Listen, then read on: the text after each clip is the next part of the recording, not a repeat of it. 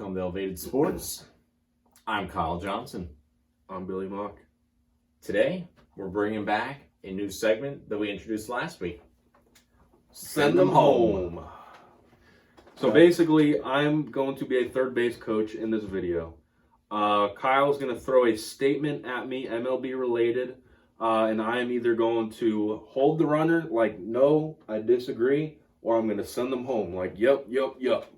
Right? Yep. So it's basically the pass or catch version of MLB, take the shot version of MLB. We had to get it in there somehow. So he's got 5 statements for me. I'm going to hold them, or I'm going to send them home. First statement.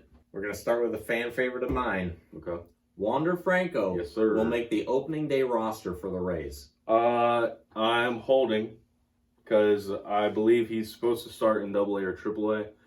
I think you definitely still want to see him get some reps in AA, AAA, progress where once he hits the big leagues, it's not just like this great awakening, like, man, I don't know exactly how to hit this type of pitching. So I think you do want to see him definitely progress in AA, AAA this year. And then you also got guys that I don't necessarily think you want to sacrifice Send down. for the sake of getting a 19-year-old in the big leagues for the whole season. If not before September, I think we definitely see him in September when the rosters expand to 40 guys. But in the meantime, I think obviously, there's going to be wear and tear with this team. There's going to be guys that need to be called up. I think we can see him earlier than September for sure. I sure hope so. Oh, I sure hope so too. I'm ready to buy his jersey the day it drops. Yeah, Rays fans are so ready for this dude. I think the Rays organization would really be failing if we did not see Franco in a Rays jersey this year. I would agree. Next, Vlad Jr. will be a better baseball player than his father. Oh man, that's tough because Vlad Guerrero, the senior, was just a magnificent outfielder. Right, had a cannon for an arm, could cover a lot of ground usually, and also he could literally hit anything. He could hit any pitch. It was ridiculous. I mean, he hit balls off the ground, off the ground, and he knew how to put the ball in play. He knew how to hit the ball out of the ballpark for one thing. True. So, I think Vlad Jr. is going to be great, but I don't think he's going to be better than his dad. So I'm holding him. I'm holding him there. I think he's going to be more of a power hitter guy, striking out a lot, but maybe a gap-to-gap guy, home run type of guy. That's what the Blue Jays need in their lineup in the long run. I see Bo Bichette being more of that Vlad Guerrero senior guy that can put the ball in play and also play the field very well. Bichette's a great shortstop. Vlad Jr., no one's really sold on his defensive ability yet at third. Definitely a bright future for the Blue Jays with Vlad Jr. for sure. Think he's going to be great. I think we see him in an all-star uniform here within the next few years for sure. Yeah, he kind of just carries the weight of his father's name. He does. There's so much greatness there. You expect greatness from him. Yeah. So it'll be interesting to see whether he lives up to his name. For sure. Literally.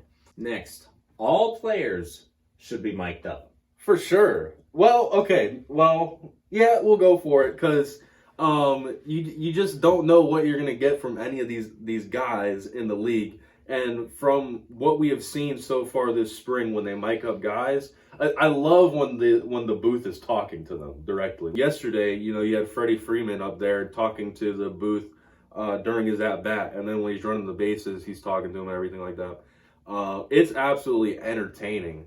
Now, I feel like a lot of the guys in Major League won't be as entertaining as that. Right. But I think you definitely do want to mic them up just to see what you could possibly get out of them. I mean, you wouldn't want to mic up everyone, but I'm sure there's certain people that... For sure. I would be completely satisfied if, once a game, you got one half inning where the broadcasters were talking to one player.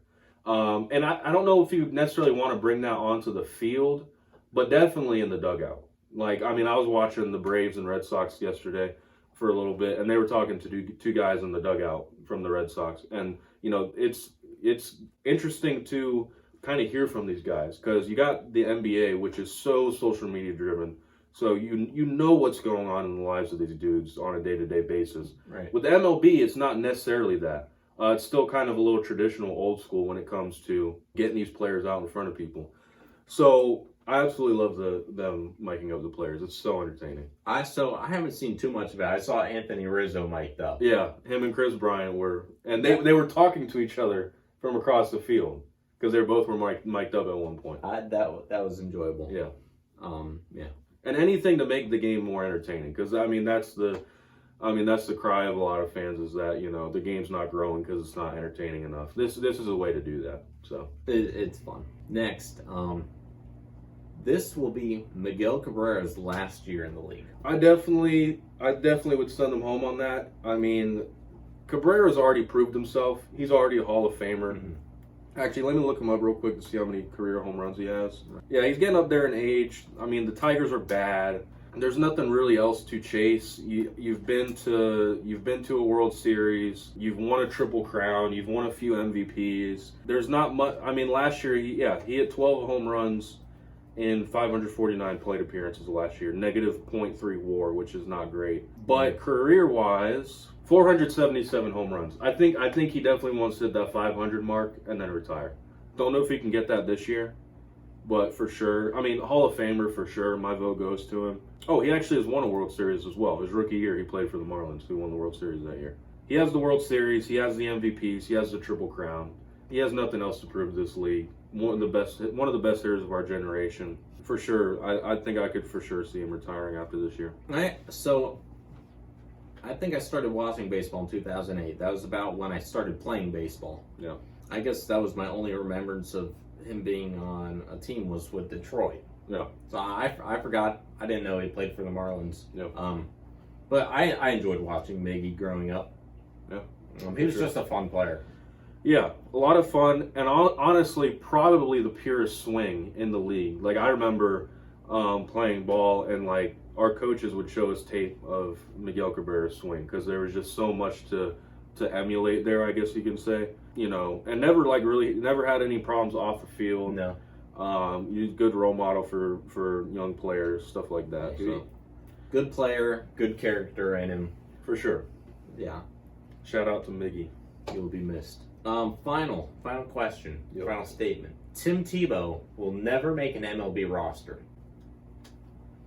Send him home. Yeah. He's bad. He's just bad. He cannot play. I mean, I won't say that. He can play the game, not at an MLB level. And I thought it was hilarious. I mean, we know that Skip Bayless has the weird, obsession for Tim Tebow. As soon as Tim Tebow came out and said that he wanted to play Major League Baseball and the Mets picked him up, Skip Bayless lost his mind. He's like, oh, this is exactly what the Mets need. They need a guy that can hit the ball. And I'm like, the dude has not even played a game in minor leagues. Like, he's not gonna make it. I mean, and also I could see it maybe if the Mets were bad, doing something to just draw attention, get fans in the seats. But they don't need to do that. I think he's, and I don't think Tim Tebow would be mad if he didn't get there. Tim Tebow would be satisfied with the career he's had in minor leagues. But he's just bad. He can't hit the ball. Not great in the field. I mean, there was a blooper that he had, the other day. I love me some Tim Tebow. I'm a Florida Gators guy. 2008, the national championship. I mean, I'm a Tim Tebow guy, but I don't think he belongs in Major League Baseball, for sure. So I'm sending that home. All right. What about maybe like a team like the Orioles, who are trash? He may be the best player on that roster if he goes to the Orioles.